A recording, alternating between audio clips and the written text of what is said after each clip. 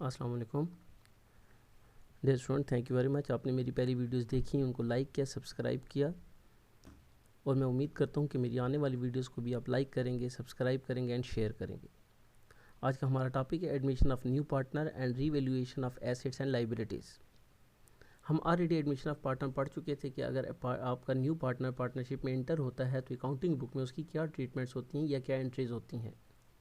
अब हम ये देखते हैं कि जब न्यू पार्टनर बिजनेस में एंटर हो रहा होता है तो हमारी एसेट्स और लाइबिलिटीज़ की वैल्यू को हम रीवैल्यू करते हैं। इट्स मीन जो हमारी करंट वैल्यू होती है और जो बुक वैल्यू होती है, हम उसमें डिफरेंस देखते हैं, हम उसके एडजस्टमेंट्स करते हैं कि बुक वैल्यू हमारी क्या है और करंट उनकी वैल्यू इस वक्त क्या है। इसकी हम फर्स्ट डेफिनेशन देखते हैं कि admission of new partner and revaluation of assets and liabilities क्या है। Revaluation means the adjustment of assets and liabilities according to current value. According to current value, जो उनकी अभी इस वक्त मौजूदा वैल्यू है, हम उसको देखते हैं eight the time when new partner is being admitted. जिस वक्त न्यू पार्टनर बिजनेस में आ रहा होता है तो हम अपने बुक्स में जो हमारे एसेट्स होते हैं और लाइबिलिटीज़ होते हैं, हम उनकी करंट वैल्यू देखते हैं, उसी को रीवैल्यूएशन कहा जाता है। It is possible that the value of certain assets have been increased or decreased. Similarly, the amount payable on account of an liability may have increased or decreased. देखें, आपकी assets की वैल्यू भी increase and decrease हो सकती है और आपकी liabilities भी इंक्रीज एंड डिक्रीज़ हो सकती है। तो देखिए, हम रीवैल्यूएशन में यही करेंगे कि हम अपनी एसेट्स और लाइबिलिटीज़ की वैल्यूज़ को हम देखेंगे कि हमारी एसेट्स की वैल्यू इंक्रीज़ हो रही हैं या डिक्रीज़ हो रही हैं। सेम इसी तरह हमारी लाइबिलिटीज़ इंक्रीज़ हो रही हैं या डिक्रीज़ हो रही हैं। तो आज के हम टॉपिक में रीवैल्यूएशन को देखेंगे कि जब न्यू पार्टनर इंटर हो रहा होता है तो उससे पहले हम अपने एसेट्स को और लाइबिलिटीज़ को रीवैल्यूएट करते हैं, हम उनकी वैल्यू देखते हैं कि इस वक्त उनकी करंट वैल्यू क्या है। अब जिस वक्त हम इसकी वैल्यूज़ देख रहे होते हैं तो जब हम रीवैल्यूएशन अकाउंट बनाते हैं तो हम फिर ये भी देखते हैं कि बिज़नेस में रीवैल्यूएशन की वजह से प्रॉफिट हो रहा है या लॉस हो रहा है। और अगर प्रॉफिट हो रहा होगा तो तब भी ओल्ड पार्टनर में डिवाइड होगा, और अगर लॉस हो रहा है तो तब भी ओल्ड पार्टनर में डिवाइड होगा। अब नेक्स्ट अगर स्लाइड में देखें तो नेक्स्ट स्लाइड में हम इस चीज़ को क्लियर करेंगे कि द प्रॉफिट और loss so caused due to these changes in the values of assets and liabilities should be divided among the old partners before the new partner is admitted. नए partner के आने से पहले हमारी assets और liabilities की values में जो चेंज आया होता है, इंक्रीज़ हो या डिक्रीज़ हो, आपकी इंक्रीज़ और डिक्रीज़ की वजह से रीवैल्यूएशन में जो लॉस या प्रॉफिट होता है वो हम पार्टनर्स में, ओल्ड पार्टनर में उनकी ओल्ड रेशो के मुताबिक डिवाइड कर देते हैं। अगर आपका रीवैल्यूएशन के टाइम आप जब न्यू पार्टनर को एडमिट कर रहे होते हैं तो न्यू पार्टनर के एडमिशन से पहले आप अपने एसेट्स और लाइबिलिटीज़ की वैल्यू को रीवैल्यूएट करते हैं। रीवैल्यूएशन अकाउंट इसके लिए बनाते हैं कि हमारे एसेट्स की वैल्यू इंक्रीज़ हुई है या डिक्रीज़ हुई है, आपकी लाइबिलिटीज़ इंक्रीज़ हुई हैं या डिक्रीज़ हुई। अगर इंक्रीज़ हुए हैं एसेट्स तो आपको फ़ायदा हो रहा होगा, प्रॉफिट हो रहा होगा, और अगर आपकी लाइबिलिटीज़ इंक्रीज़ हुई हैं तो आपको लॉस हो रहा होगा। इसी तरह अगर लाइबिलिटीज़ डिक्रीज़ हुई हैं और एसेट्स इंक्रीज़ हो रहे हैं तो तब भी आपको फ़ायदा हो रहा होगा। तो अगर प्रॉफिट हो रहा है या लॉस हो रहा है रिवैल्यूएशन के टाइम, तो वो आपके ओल्ड पार्टनर आपस में क्या कर लेते हैं, आपस में डिवाइड कर लेते हैं। For this adjustment we are preparing revaluation account. इसी के लिए हम फिर रिवैल्यूएशन अकाउंट बनाते हैं। जितनी भी एडजस्टमेंट्स होती हैं एसेट्स में, एसेट्स की वैल्यू में जितनी भी चेंजेस होती हैं या लाइबिलिटीज़ में जितनी भी चेंजेस होती हैं, और उसमें आपके जो भी प्रॉफिट एंड लॉस होता है उसके लिए हम रिवैल्यूएशन अकाउंट बनाते हैं। अब हम देखेंगे कि रिवैल्यूएशन कैसे होती है और हम उसको किस तरीके से उनका रिवैल्यूएशन अकाउंट बनाते हैं। हम प्रॉफिट को भी देखेंगे और इसके साथ लॉस को भी देखते हैं। हम कुछ जनरल एंट्रीज को देखते हैं। जर्नल हम देखते हैं, आपकी डिस्क्रिप्शन आ गई, यहाँ पे डेट क्यों नहीं आया कि ये तो आप एट द टाइम आप वन टाइम बना रहे हैं कि जिस वक्त आपका न्यू पार्टनर आ रहा है सिर्फ आप उसके लिए एंट्रीज रिकॉर्ड करें, इसलिए अगर डेट लिखते हैं तब भी ठीक है और डेट नहीं लिखते तो आपने उसके एंट्रीज लिख ली। अब देखिए, date, description, debit and credit. D R mean debit records and C R mean credit records, sir debit and credit. इसी तरह देखें, अब हमने कहा value of assets increase, value of assets is increased. Value of assets आपकी increase हो रही है। जब वैल्यू ऑफ एसेट्स इंक्रीज हो रही है तो आप देखें एसेट्स जब भी इंक्रीज करते हैं तो वो डेबिट होते हैं और रीवैल्यूएशन को आपने क्रेडिट कर दिया, क्योंकि रीवैल्यूएशन की वजह से आपके एसेट्स की वैल्यू 200 रुपीज़ से ज़्यादा हो रही है। तो जब एसेट्स की वैल्यू ज़्यादा हो रही है तो एसेट्स को 200 से आपने डेबिट किया और रिवैल्यूएशन किया आपने क्रेडिट कर दिया। तो एसिड्स की वैल्यू जब भी इंक्रीज़ हो रही होगी तो आप एसिड्स को, जो भी एसिड्स होगा वो लैंड हो सकता है, वो बिल्डिंग हो सकता है, उसकी वैल्यू ज़्यादा हो रही है तो आप उसको डेबिट करेंगे और रिवैल्यूएशन को क्रेडिट करेंगे। फॉर एग्जांपल एक एसिड्स की वैल्यू थी 1000, अब इंक्रीज़ हो गई 1200 हो गई है, तो 200 उसमें इंक्रीज़ आ गया, तो आपने एसिड्स को डेबिट कर दिया और आपने कहा कि रिवैल्यूएशन की वजह से ये चेंज आया है, तो रिवैल्यूएशन को आपने क्रेडिट कर दिया। इसी तरह अगर आप देखें तो आपने कहा नेक्स्ट सेकंड उसमें value of acids is decreased, तो जब डिक्रीज हो रही है तो एसिड जब भी डिक्रीज होता है तो बिजनेस उसको क्रेडिट करता है। तो आपने कहा मशीन की वैल्यू में आपकी डिक्रीज आ सकता है, जैसे आपने कहा था डेप्रिसिएशन की वजह से डिक्रीज आता है, और वजूहत की वजह से अगर एसिड्स की वैल्यू में डिक्रीज आ रहा है तो एसिड्स को आपने 50 से डिक्रीज कर दिया, और किस वजह से, वो रीवैल्यूएशन की वजह से, कि हम अब रीवैल्यूएट कर रहे हैं एसिड्स को, एसिड्स की वैल्यू, हम एसिड्स और लाइबिलिटीज़ की वैल्यू को हम देख रहे हैं कि करंट वैल्यूज़ और बुक वैल्यू में कितना डिफरेंस है। तो ये भी उसी तरह हम कह सकते हैं कि आपकी एसिड की वैल्यू 1000 थी, अब उसकी वैल्यू 950 है, तो मशीन की वैल्यू 1000 थी, अब 950 है, तो इट्स मीन 50 उसकी वैल्यू में डिक्रीज आ गया, तो हमने इसको कहा रिवैल्यूएशन डेबिट, और एसिड्स को हमने 50 से क्रेडिट कर दिया कि एसिड्स की वैल्यू डिक्रीज हो रही है, और किस वजह से हो रही है, रिवैल्यूएशन की वजह से। ये देखें, इंक्रीज हो रहा था तो एसिड डेबिट, रिवैल्यूएशन क्रेडिट, जब एसिड डिक्रीज हो रहा है तो एसिड्स को आपने क्रेडिट किया और रिवैल्यूएशन को आपने डेबिट किया। तो देखिए ये इंक्रीज़ की एंट्री थी और ये डिक्रीज़ की एंट्री है। जिस क्वेश्चन में आपसे कहा जाएगा कि लैंड की वैल्यू है फॉर एग्जांपल 1 लाख, अब इंक्रीज़ होकर 1,50,000 हो गई है, तो आपने यहाँ पे 50,000 की एंट्री रिकॉर्ड करनी है, क्योंकि 1 लाख की तो आप ऑलरेडी रिकॉर्ड कर चुके हैं, बैलेंस शीट में 1 लाख का फिगर मौजूद होगा, सिर्फ जो उसमें इंक्रीज़ आ रही है आपने उसके लिए ये एंट्री रिकॉर्ड करनी होती है। इस तरह रिवैल्यूएशन हम कहते हैं वैल्यू ऑफ लाइबिलिटीज इंक्रीज, जब लाइबिलिटी इंक्रीज हो रही है तो लाइबिलिटी जब भी इंक्रीज होती है क्रेडिट होती है, 30 से हमने लाइबिलिटी को क्रेडिट किया और रिवैल्यूएशन को हमने डेबिट कर दिया। कोई भी रीज़न हो सकता है आपकी लाइबिलिटी इंक्रीज़ होने का, तो आपने 30 से अपने लाइबिलिटीज़ को आपने इंक्रीज़ किया 30 से, और आपने रिवैल्यूएशन को डेबिट कर दिया कि हमारी लाइबिलिटीज़ इंक्रीज़ हो रही हैं रिवैल्यूएशन की वजह से, हम जो रिवैल्यू कर रहे हैं एसेट्स और लाइबिलिटीज़ को, उस वजह से हमारी लाइबिलिटीज़ इंक्रीज़ हो रही हैं। इसी तरह लाइबिलिटीज़ जब डिक्रीज़ हो रही हैं तो आपने कहा लाइबिलिटीज़ डेबिट, क्योंकि लाइबिलिटी जब इंक्रीज़ होती है तो क्रेडिट होता है, और जब डिक्रीज़ होती है तो डेबिट होता है। तो यहाँ पर आपने लाइबिलिटीज़ को डेबिट किया और रिवैल्यूएशन को आपने क्रेडिट किया 100 एंड 100 से। अब इसी तरह अगर आपने देखा वैल्यू ऑफ लाइबिलिटी डिक्रीज़ होगी तो ये 4 एंट्रीज हैं जो रिकॉर्ड होती हैं। अगर एसिड्स इंक्रीज़ होंगे तो acid debit, revaluation credit, acids की वैल्यू डिक्रीज़ होगी तो acids credit, revaluation debit, liabilities आपकी इंक्रीज़ होगी तो लाइबिलिटीज़ क्रेडिट, रिवैल्यूएशन डेबिट, और लाइबिलिटीज़ डिक्रीज़ होंगी तो लाइबिलिटीज़ डेबिट एंड रिवैल्यूएशन को आप क्रेडिट करते हैं। इसी तरह अगर रिवैल्यूएशन में प्रॉफिट होता है या लॉस होता है तो अब उसकी एंट्री करते हैं। तो फर्स्ट हमने कहा लॉस हो रहा है, तो लॉस हो रहा है तो पार्टनर्स कैपिटल हमेशा क्रेडिट होते हैं अगर इंक्रीज़ हो रहे हैं, और जब डिक्रीज़ हो रहे हैं लॉस की वजह से तो ओल्ड कैपिटल को आपने डेबिट करना है, पार्टनर्स के कैपिटल को, और रिवैल्यूएशन को क्रेडिट करना है। किस सूरत में करना है, जब लॉस हो रहा हो, loss distribute among the old partners according to their old sharing ratio, जो भी इनका ओल्ड शेयरिंग रेशो होगा उसके मुताबिक हम इनको रिवैल्यूएशन का लॉस डिवाइड कर देंगे कि ओल्ड कैपिटल जितने भी पार्टनर्स होंगे उनको आपने डेबिट करना है और रिवैल्यूएशन को क्रेडिट करना है। और अगर प्रॉफिट हो रहा होगा तो सेम इसकी अपोजिट एंट्री पास करनी है, क्योंकि कैपिटल जब भी इंक्रीज़ होता है तो आप उसको क्रेडिट करते हैं, तो यहाँ पे ओल्ड पार्टनर्स के कैपिटल को आप क्रेडिट करेंगे और रिवैल्यूएशन को डेबिट करेंगे। तो eight the time of loss capital debit होगा और रिवैल्यूएशन क्रेडिट होगा, और eight the time of profit आपका रिवैल्यूएशन डेबिट होगा और पार्टनर्स कैपिटल अकाउंट क्रेडिट होगा।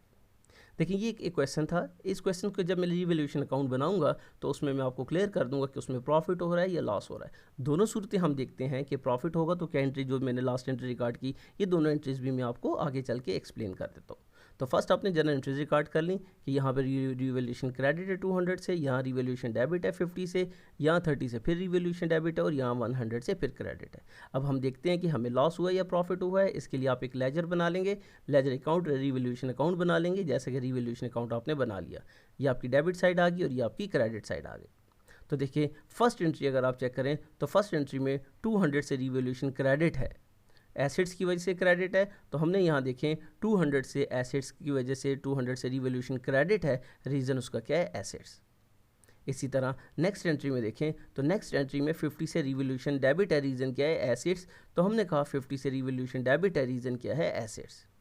इसी तरह नेक्स्ट अगर आप देखें तो नेक्स्ट आपने कहा 30 से लाइबिलिटीज़ इंक्रीज़ हो रही थी, 30 से क्रेडिट है लाइबिलिटीज़, तो हमने कहा 30 से रिवैल्यूएशन, आप देखें यहाँ पे 30 से रिवैल्यूएशन डेबिट है, लाइबिलिटी क्रेडिट है, तो रिवैल्यूएशन जो डेबिट है हमने यहाँ पर भी इसको डेबिट किया, 30 से लाइबिलिटीज़ की वजह से डेबिट है।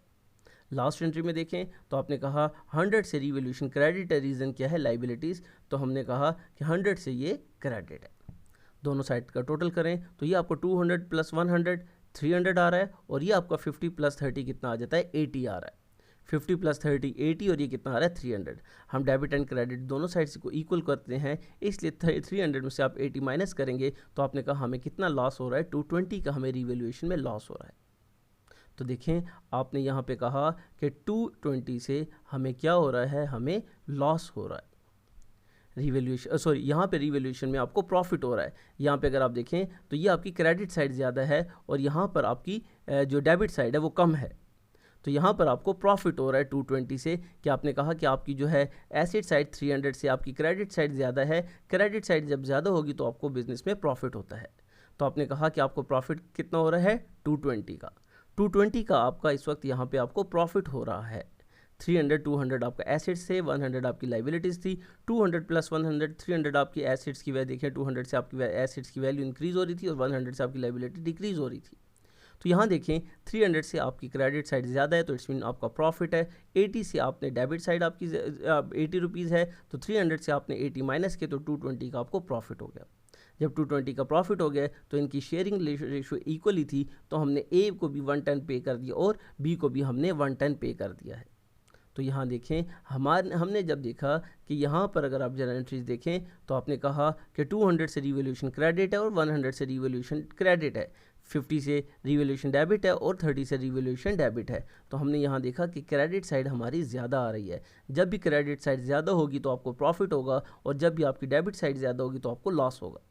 300 आपकी क्रेडिट साइड आ रही है, 80 माइनस किया, 220 का आपको प्रॉफिट आ गया और दोनों पार्टनर्स में इक्वली डिस्ट्रीब्यूट कर दिया। तो हमने क्या कहा था कि जब प्रॉफिट होगा तो क्या एंट्री रिकॉर्ड होगी, हम रिवैल्यूएशन को डेबिट करेंगे क्लोज करने के लिए, और ओल्ड पार्टनर्स के कैपिटल में according to their old ratio हम डिस्ट्रीब्यूट कर देंगे at the time of profit. ये प्रॉफिट की एंट्री है और ये लॉस की एंट्री है। अभी हम क्वेश्चन में प्रॉफिट हमें हो रहा है तो हमने रिवैल्यूएशन को डेबिट करना है और ओल्ड पार्टनर्स कैपिटल को क्रेडिट करना है। तो यहाँ देखें रिवैल्यूएशन को आपने डेबिट किया कितनी अमाउंट से 220 से, ए को कितना हिस्सा मिल रहा है 110 और बी को कितना मिल रहा है 110। हमने लिख दिया profit distribute among the old partners according to their old sharing ratio, कि जितना भी रिवैल्यूएशन में हमें प्रॉफिट हो रहा है वो प्रॉफिट हमने पार्टनर्स में डिस्ट्रीब्यूट कर दिया है। हमें 220 का प्रॉफिट हो रहा था, हमने 110 ए को दिया और 110 बी को दिया। तो रिवैल्यूएशन की क्रेडिट साइड एक्चुअल ज़्यादा थी, तो जब क्रेडिट साइड 220 से ज़्यादा थी उसको क्लोज करने के लिए आपने डेबिट कर दिया, और इसी प्रॉफिट की वजह से आपके कैपिटल्स ए और बी के इंक्रीज़ हो रहे थे। तो कैपिटल जब भी इंक्रीज़ होता है आप उसको क्रेडिट करते हैं। तो आप देखें ए को भी आपने कैपिटल 110 से इंक्रीज़ कर दिया और बी का कैपिटल भी इंक्रीज़ कर दिया। तो देखें रिवैल्यूएशन में प्रॉफिट हो रहा था तो रिवैल्यूएशन डेबिट 220 से, A's capital and B capital credit कर दिया। इसी तरह हम आगे देखते हैं, इसी तरह की एक और एग्जांपल सॉल्व करते हैं जिसमें हमें लॉस हो रहा हो, हम उसको भी देखते हैं, उसकी भी एंट्री रिकॉर्ड करते हैं। सेम वही एंट्रीज आपने रिकॉर्ड की, asset debit, revaluation credit, amount change कर दी 200 ये सेम अमाउंट है, रिवैल्यूएशन डेबिट, एसेट्स क्रेडिट, 400 से रिवैल्यूएशन डेबिट है और 400 से हमने एसेट्स को क्रेडिट कर दिया। सेम इस तरह रिवैल्यूएशन 60 है, लाइबिलिटीज़ आपका 60 है, जो कि आपकी लाइबिलिटीज़ इंक्रीज़ हो रही हैं, यहाँ पे आपकी लाइबिलिटीज़ डिक्रीज़ हो रही हैं, तो आपने 50-50 से लाइबिलिटी डेबिट 50 से और रिवैल्यूएशन क्रेडिट। लेकिन सेम जो हमने यहाँ पे फर्स्ट उस एंट्रीज रिकॉर्ड की थी वही एंट्रीज़ हैं, सिर्फ और सिर्फ हमने यहाँ पे आके अमाउंट चेंज कर दी कि जब भी एसेट्स इंक्रीज़ होगा तो हम उसको डेबिट करेंगे, रिवैल्यूएशन को क्रेडिट करेंगे। तो यहाँ तो आप इसको चेंज नहीं कर सकते, रिवैल्यूएशन डेबिट, एसेट्स क्रेडिट, क्योंकि एसेट डिक्रीज़ हो रहा है और यहाँ इंक्रीज़ हो रहा है। तो इंक्रीज़ होगा तो ये एंट्री होगी, डिक्रीज़ होगा तो ये एंट्री होगी। इस तरह लाइबिलिटीज़ इंक्रीज़ होगा तो ये एंट्री होगी और लाइबिलिटीज डिक्रीज़ होगा तो ये एंट्री होगी। अब इसी तरह हम इसका जब लेजर देखेंगे तो हम देखते हैं कि हमें रिवैल्यूएशन में प्रॉफिट हो रहा है या लॉस हो रहा है। तो यहाँ देखें फर्स्ट एंट्री में 200 से ज़्यादा है आपका क्रेडिट साइड, 200 से आपने कहा क्रेडिट है। अगर आप एंट्री में देखें तो 200 से रिवैल्यूएशन क्रेडिट है। सेकंड एंट्री में 400 से रिवैल्यूएशन डेबिट है, तो आपने कहा सेकंड एंट्री में आपकी 400 से रिवैल्यूएशन क्या है, डेबिट है। ये देखें 400 से सेकंड एंट्री में आपकी डेबिट आ रही है। अगर क्वेश्चन देखें तो क्वेश्चन में 200 से रिवैल्यूएशन क्रेडिट था, तो आपने कहा 200 से रिवैल्यूएशन क्रेडिट है। 400 से आपका जो है रिवैल्यूएशन डेबिट था, आपने डेबिट कर दिया। इसी तरह 60 से रिवैल्यूएशन फिर डेबिट है, तो 60 से रिवैल्यूएशन आपने फिर डेबिट कर दिया। रीज़न क्या है? लाइबिलिटी। उसके बाद अगर लास्ट एंट्री देखें तो 50 से रिवैल्यूएशन क्रेडिट है, तो आपने 50 से रिवैल्यूएशन को क्रेडिट कर दिया। तो देखिए 400 से डेबिट था, 60 से भी डेबिट था, 200 से क्रेडिट था और 50 से क्रेडिट था एज पर योर जर्नल। यहाँ देखें एसेट्स 200 से डेबिट और रिवैल्यूएशन क्रेडिट, तो रिवैल्यूएशन क्रेडिट है 200 से और यहाँ पर फिर रिवैल्यूएशन क्रेडिट है 50 से। रिवैल्यूएशन यहाँ पे डेबिट है 400 से और रिवैल्यूएशन डेबिट है 60 से। तो देखें यहाँ पर भी हमने सेम ऐसी एंट्रीज की कि 400 से डेबिट है, 60 से डेबिट है, 200 से क्रेडिट और 50 से क्रेडिट है। तो अब देखिए आपकी डेबिट साइड ज़्यादा आ रही है, 460 ऐड करें 460 आ जाता है, 460 में से 250 माइनस करें तो 210 का आपको यहाँ पे लॉस हो रहा है। क्योंकि डेबिट साइड आपकी ज़्यादा आ रही थी तो यहाँ पर आपका 210 से लॉस हो रहा है। जब लॉस हो रहा है तब भी हम इक्वली डिस्ट्रीब्यूट करेंगे ए और बी में as their sharing profit ratio, जो इनकी ओल्ड शेयरिंग प्रॉफिट रेशो थी या प्रॉफिट और लॉस रेशो थी, हम उसके मुताबिक जैसे हमने प्रॉफिट डिस्ट्रीब्यूट किया था इनमें कि इक्वली डिस्ट्रीब्यूट किया था, सेम इसी तरह हम लॉस भी इनमें दोनों में इक्वली डिस्ट्रीब्यूट करेंगे।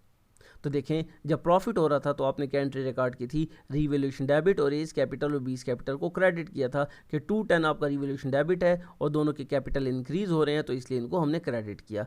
जबकि जब रिवैल्यूएशन अकाउंट हम बना चुके, हम इसमें हमें लॉस आ रहा है, तो आप देखें रिवैल्यूएशन को आप क्रेडिट करेंगे और कैपिटल को ए और बी के कैपिटल को दोनों को 50-50 जो उनकी अमाउंट बनती है उससे आप डेबिट कर देंगे कि ए का कैपिटल कितना है 105 और बी का कैपिटल में कितनी डिक्रीज आ रही है 105। क्यों आ रही है? Due to revaluation. रिवैल्यूएशन की वजह से इसमें डिक्रीज आ रहा है। तो देखें हमने एंट्री भी यही की थी दोनों कि अगर प्रॉफिट होगा तो हमने क्या करना है, प्रॉफिट के टाइम पे रिवैल्यूएशन को डेबिट करके पार्टनर्स कैपिटल को क्रेडिट करना है। तो सेम हमने प्रॉफिट के टाइम पे किया, रिवैल्यूएशन को डेबिट करके हमने पार्टनर्स कैपिटल को क्रेडिट कर दिया। और लॉस के टाइम पे हमने क्या कहा था कि जब लॉस होगा तो हमने पार्टनर्स कैपिटल अकाउंट को डेबिट करके रिवैल्यूएशन को क्रेडिट करना है। तो इस एंट्री में देखें हमें लॉस हो रहा था, दोनों पार्टनर्स को कितने का लॉस हो रहा है? 210 का लॉस हो रहा था और हमने दोनों में इक्वली डिस्ट्रीब्यूट करना है। तो रिवैल्यूएशन को आपने 210 से क्रेडिट कर दिया और 50-50 जितना उनका आता है, क्योंकि उनकी जो रेशियो है वो 50-50 है, ये इक्वली है। तो इक्वली अगर आप 210 को 2 पे डिवाइड कर रहे हैं तो 105 ए का भी कैपिटल आ जाता है और 105 आपका बी का भी कैपिटल आ जाता है। तो हमने नरेशन इसकी लिख दी, loss distribute among the old partner according to their old sharing ratio.